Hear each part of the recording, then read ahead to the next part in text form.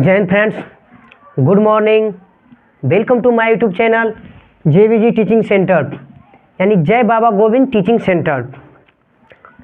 तो आज हम लोग मैथ स्टार्ट करने वाले हैं, यानी मैंने पहले साइंस स्टार्ट कर चुका हूं, अब मैं मैथ स्टार्ट करने वाला हूं। तो एक बार फिर से हम लोग इंट्रोडक्शन देख लेते हैं।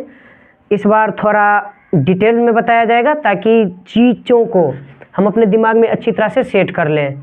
यानी मेरा कहना ये हुआ, हम इसलिए दोबारा इंट्रोडक्शन दे रहे हैं ताकि क्लियर हो जाए पूरी तरह से कि किस सब्जेक्ट में कितना नंबर पूछे जाते हैं, ताकि हम उस ओवरव्यूज क्या करें, अपने तैयारी को करते रहें। तो चलिए हम लोग देखते हैं।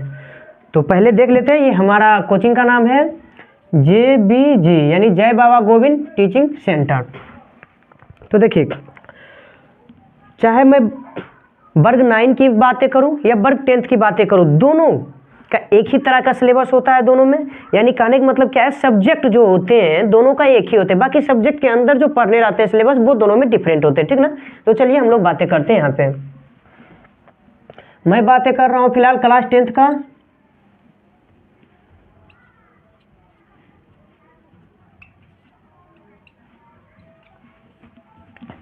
क्लास 10th की अगर हम बातें करें तो इसमें कुल 6 सब्जेक्ट होते हैं। हमारा 3 लैंग्वेज पेपर यानी भाषा की पेपर होती है और 3 अदर सब्जेक्ट होते हैं यानी नॉन लैंग्वेज होते हैं। चलिए इसमें देखते हैं। पहले हमारा हिंदी,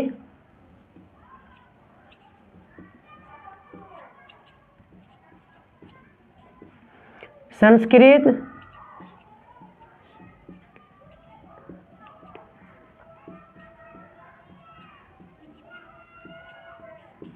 इंग्लिश, मतलब अंग्रेजी। ये जो आप देख रहे हैं बोर्ड पे, हिंदी, संस्कृत, इंग्लिश, ये तीनों के तीनों हमारे भाषा के पेपर हैं। ये तीनों क्या है भाई? भाषा। ये हमारा लैंग्वेज पेपर है यानी भाषा पेपर है। इसमें आपको प्रत्येक सब्जेक्ट के साथ साथ आपको व्याकरण भी इसका पढ़ना होगा। यानी कहने का मेरा मतलब ये है कि भाषा जितने भी होते हैं उसे पढ़ने के लिए हमें व्याकरण चाहिए। हिंदी के लिए व्याकरण पढ़ना होगा आपको, संस्कृत के लिए व्याकरण पढ़ना होगा और इंग्लिश के लिए ग्रामर पढ़ना होगा। अगला अगर हम बातें करें आगे की, तो इसमें होगा आपका, फिर मान लेते हैं कि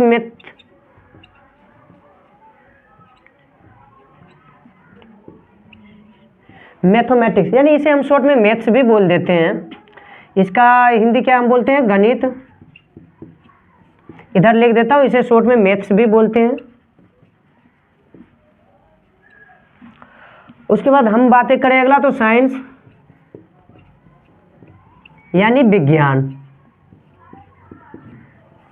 जो 3 रूपों में 3 भागों में बटा हुआ हमें देखने को मिलता है। यानी कि इसमें आपको देखने को मिलेगा फिजिक्स, भौतिकी, केमिस्ट्री,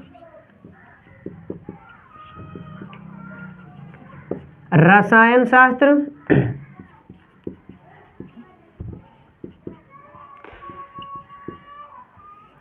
और बायोलॉजी यानी जीव विज्ञान।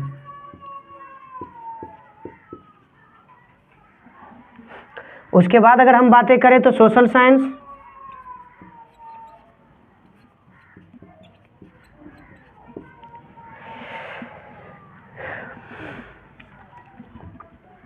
मतलब सामाजिक विज्ञान।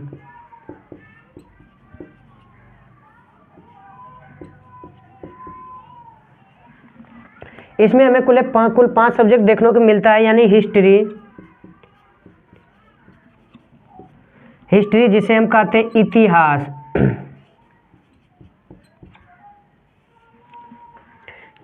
ज्योग्राफी,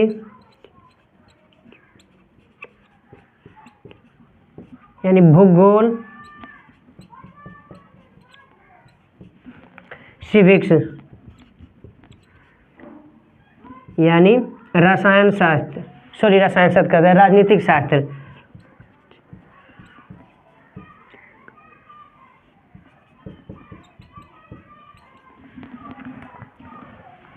उसके बाद अगर हम बातें करें तो इसमें 2 सब्जेक्ट और आपका आ जाएगा, इकोनॉमिक्स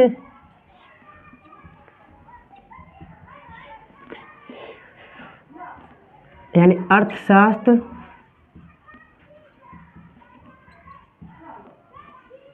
और आपका आ जाएगा डिजास्टर मैनेजमेंट,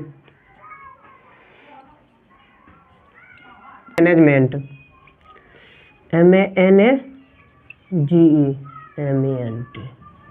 जिसका मतलब होता है आपदा प्रबंधन।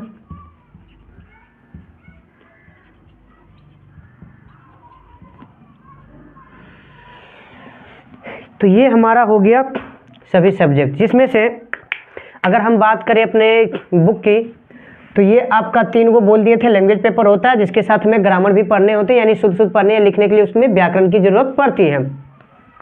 तो अगर हम यहाँ बातें करें तो ये हमारा जो होता है कुल 100 नंबर का इसमें एग्जाम होता है, जिसमें पास करने के लिए कम से कम 30 नंबर होना अनिवार्य है।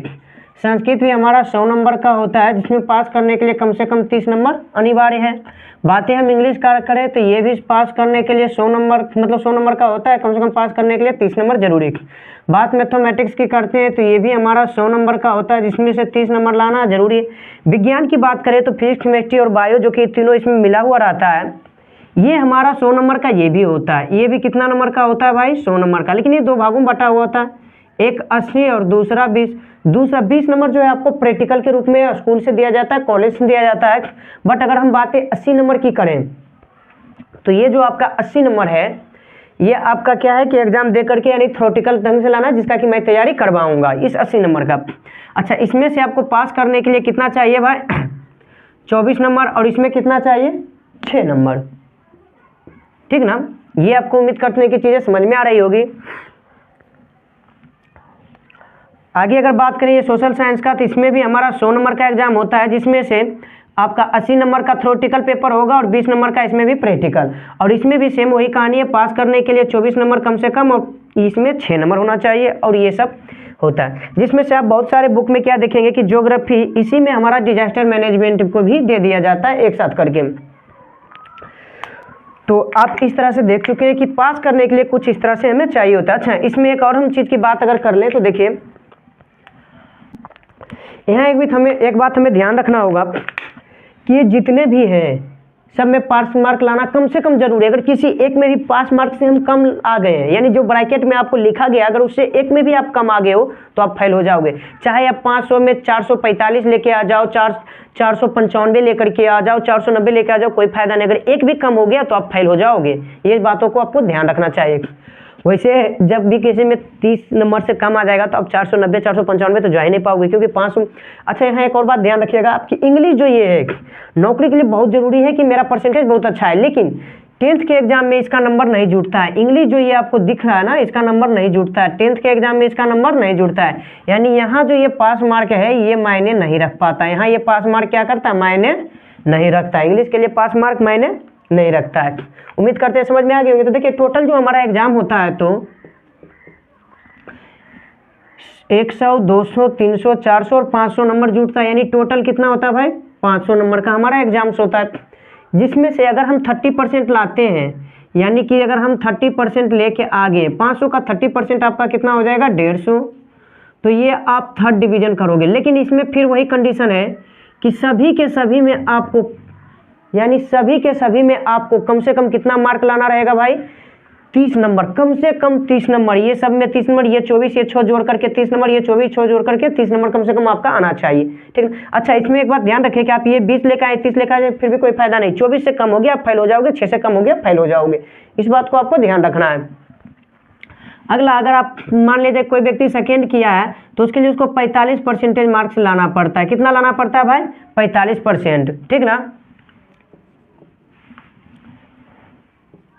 यानी कि उसे कुल मिलाकर के कितना नंबर लाना होगा? 225 नंबर। और यदि जो कोई फर्स्ट किया है, इसका मतलब है कि फर्स्ट करने वालों को कम 60% नंबर होना चाहिए। 60% का आने का मतलब 300 नंबर होना चाहिए। यानी अगर 300 नंबर लेके आप आगे हो, 300 नंबर आप लेकर के आगे हो, तो आप फर्स्ट डिवीजन हो, 225 लाए हो सेकंड डिवीजन हो, और 150 लाए हो थर्ड डिवीजन हो। एक बात याद रहे, 150 से एक भी नंबर कम हुआ तो आप फेल हो जाओगे। या तो 150 से कम हुआ तब आप फेल, क्योंकि 150 से कम होने का मतलब है किसी न किसी एक में तो 30 से कम आ ही गया है, तो फेल हो जाओगे। या कोई एक में भी आप बहुत सारा नंबर लेके आ गए हो, 400 लेके आ गए हो, बट एक में भी अगर 30 से कम हो गया तो आप क्या हो जाओगे भाई? फेल, इंग्लिश को छोड़ करके। लेकिन यह ध्यान रखना है आप लोगों को कि इंग्लिश नौकरी के लिए बहुत जरूरी है, इसलिए इंग्लिश को भी बनाए रखना है। उम्मीद करते हैं यहाँ तक आप लोगों को सब चीज़ें समझ में आ गई होगी। अगर हम आगे की बातें करें तो देखिए हम साइंस स्टार्ट कर चुके हैं, जिसमें से फिजिक्स आपका चल रहा है। आज हम मैथ स्टार्ट करने वाले हैं, तो हम अब इसके बाद मैथ का बारे में जानेंगे। लेकिन थोड़ा फिर से एक बार और इंट्रोडक्शन थोड़ा दे देते हैं साइंस का। देखिए साइंस जो है, जिसे हम शॉर्ट में ऐसे लिखते हैं, इसे 2 भागों में बांटा गया है। हम यहाँ 3 सब्जेक्ट लिखे, इसका मतलब ये डायरेक्ट नहीं कि साइंस का 3 भागों है भाई, मुख्य रूप से 2 ही भागों में बांटा गया। तीनों बोल देते हैं, बट 2 ही भाग बांटा गया है साइंस को 2 भाग में, जिसमें एक को हम क्या कहते हैं भाई, फिजिकल साइंस। फिजिकल साइंस कहने का मतलब भौतिक विज्ञान, और दूसरे को हम क्या कहते हैं भाई, बायोलॉजी। बायोलॉजी कहने का मतलब, तो बायोलॉजी कहने का मतलब क्या हो गया, देखिए अगर हम बातें करें, पूरा लिख ही देते हैं। साइंस मतलब हो गया आपका विज्ञान, अब फिजिकल साइंस मतलब भौतिक विज्ञान। फिजिकल साइंस ऐसे लिख देते हैं, मतलब भौतिक विज्ञान। और अगर हम बायोलॉजी की बात करें तो ये तो हो गया जीव विज्ञान। अच्छा, फिर भौतिक विज्ञान की अगर बातें करें तो इसे भी 2 भागों में बांटा गया, एक फिजिक्स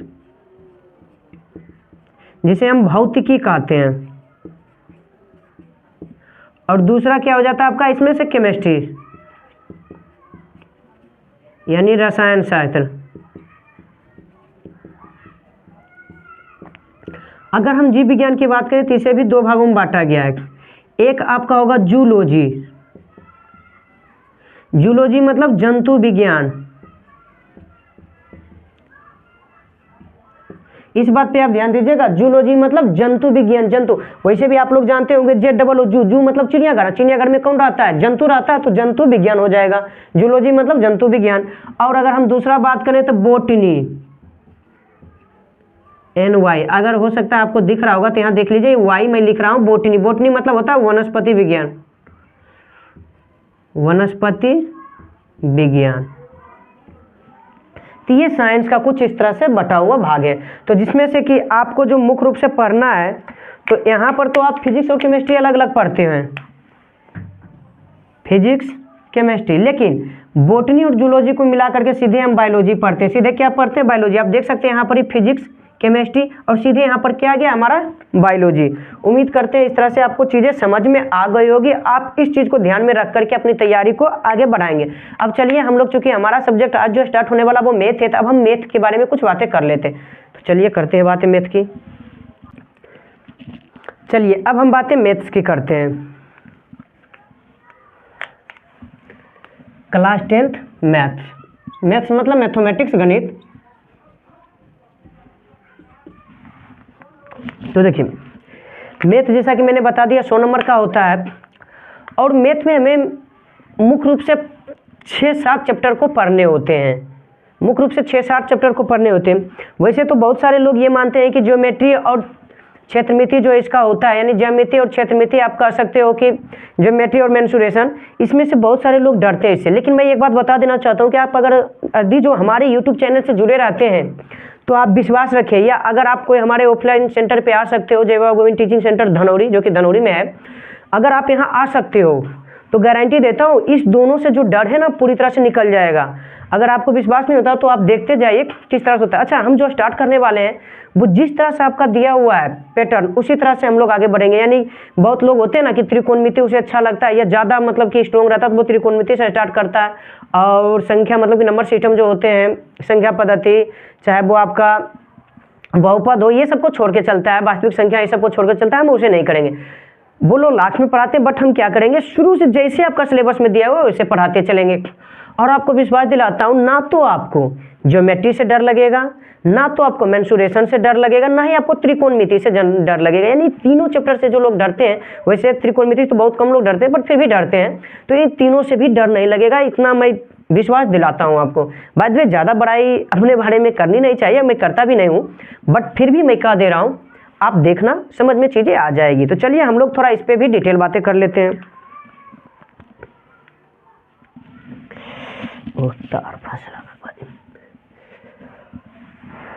तो देखिए हम जो पहले पढ़ने वाले हैं वो संख्या पद्धति पढ़ने वाले हैं।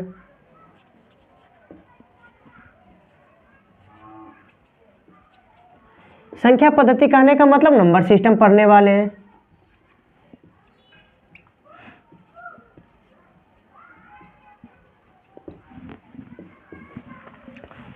देखिए, मैं जो आपको पढ़ाऊंगा उसमें हम लोग, चूंकि मैं पहले ही बता चुका हूं कि हम लोग अकॉर्डिंग टू सिलेबस चलेंगे, यानी सिलेबस जिस तरह से बनाया गया है, क्योंकि बनाने वाले कुछ तो सोच के बनाए होंगे ना, इसका डिजाइन उस तरह से किए कि पहले भाई ये संख्या पद्धति दिया है, पहले ज्योमेट्री नहीं दिया है, तो कुछ तो उनके बातें होंगी ना, तो हम उसी तरह से स्टार्ट करेंगे। तो हम लोग पहले संख्या पद्धति यानी नंबर सिस्टम को क्या करेंगे, स्टार्ट करेंगे। अब देखिए, नंबर सिस्टम में जो आपको मुख्य रूप से पढ़ना होगा वो आपको पढ़ना है वास्तविक संख्या, यानी वास्तविक संख्या है कि आपको मुख्य रूप से क्या जानना है, वो जानना है, रियल नंबर को आपको जानना है। यानी कि अगर आपको इसमें पढ़ना है संख्या पद्धति में, तो आपको जानना होगा वास्तविक संख्या को।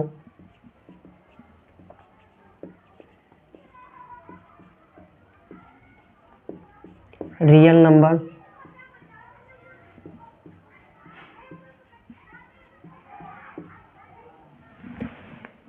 यानी हमें रियल नंबर को जानना होगा, वास्तविक संख्या। अच्छा, वास्तविक संख्या जानने से पहले हमें संख्या जानना होगा, और संख्या जानने से पहले हमें अंक को जानना होगा।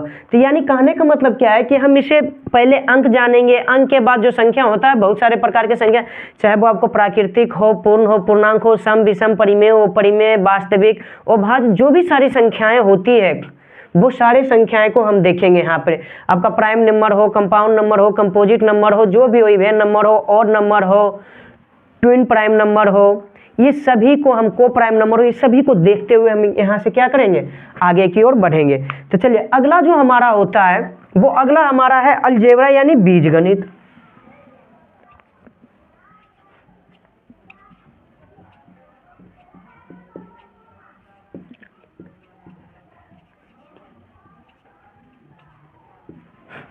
मैंने क्या कहा कि अगला जो हमारा है, अगला है अलजेब्रा। अलजेब्रा यानी कि बीजगणित। बीजगणित कहने का मतलब क्या है, इसमें हमें बहुपद के बारे में जानना होगा, द्विघात समीकरण के बारे में जानना होगा, दो चर वाले रैखिक समीकरण के बारे में जानना होगा कि ये सब होता क्या है, हमें इन सभी चीजों के बारे में जानना होगा। तो इसमें जो हमको मुख्य रूप से जानना है वो क्या जानना है, बहुपद,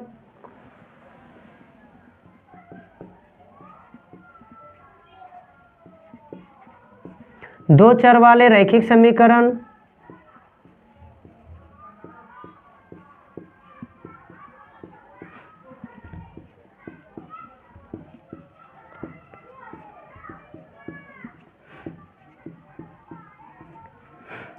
दो चर वाले रैखिक समीकरण हमें जानना। अच्छा, यहाँ रैखिक समीकरण आ गया, तो रैखिक समीकरण अब किसे कहते हैं, हमें यहाँ पे जब हम ये पढ़ेंगे तो यहाँ ये भी हमें देखना होगा कि भाई आखिर रैखिक समीकरण है क्या।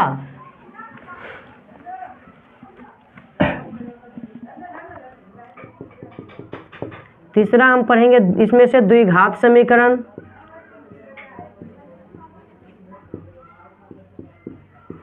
चौथा इसमें से हम क्या पढ़ेंगे भाई, यही सब में से हमारा जो चौथा होने वाला है समांतर श्रेणी।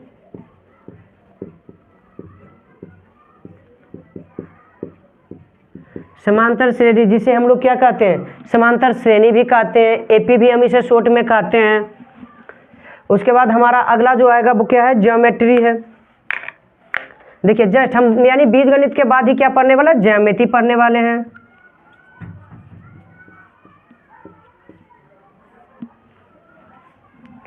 सॉरी, ज्यामिति यानी ज्योमेट्री।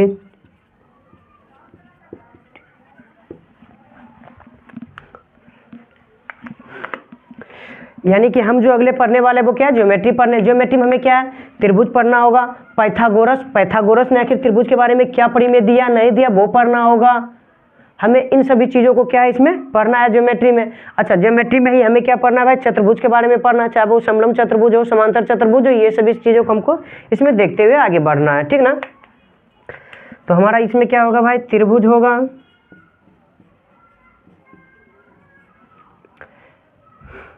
पाइथागोरस प्रमेय होगा। वीडियो ज़्यादा लॉन्ग हो रहा है, हमेशा करते हैं इसको लिख देते हैं, उसके बाद हम आपको अथी करते जाते हैं, ठीक ना, शॉर्ट में थोड़ा। तो देखिए, हम लोग इस तरह से देखेंगे, पहला संख्या पद्धति यानी नंबर सिस्टम देखेंगे, और नंबर सिस्टम में हमको वास्तविक संख्या यानी रियल नंबर के बारे में जानना होगा। दूसरा हम बीजगणित यानी अलजेब्रा, अलजेब्रा में हमको बहुपद देखना होगा, दो चर वाले रैखिक समीकरण, द्विघात समीकरण, समांतर श्रेणी, ये सब देखना है।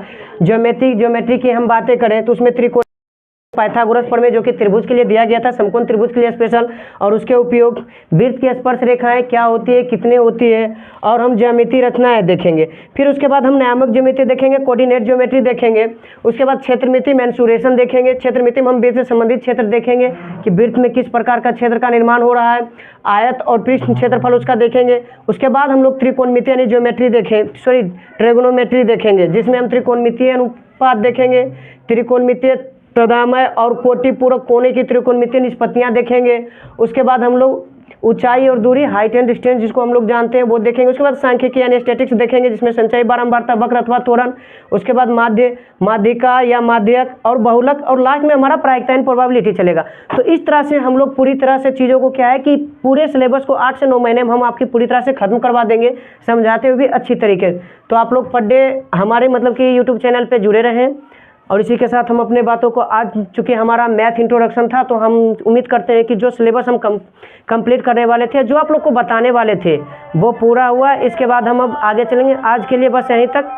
धन्यवाद। Thank you. जय हिंद, जय भारत।